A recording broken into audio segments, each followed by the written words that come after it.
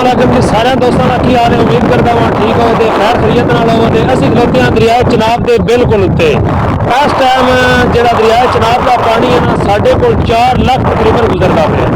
उस तो बाद अगर गल की जाए हैंड खानकी की उहदे तकरीबन जो पानी है ना साढ़े को 5.5 लाख पानी है। उस उत्ते हैंड मराना तकरीबन 5.5 लाख से जाके हुण 4,90,000 पे आ गया। तो ये अज तरीक 3 तरीक 9वां महीना 2025 है ते साडे कोल इत्थे पानी तकरीबन 15 तो 18 फुट चलता पिया। ठीक है, चक सजादे दे विच जिहड़ी पुली त्रुटी आई ना उस पुली दे उत्ते असीं खलोते आ, उहदे बिल्कुल नेड़े वेंदे हो पानी पानी हर पासे। ते दूसरी बार जिहड़ा सैलाब है ना मैं तो समझदा वां शायद उहदे नालों भी वध जाए।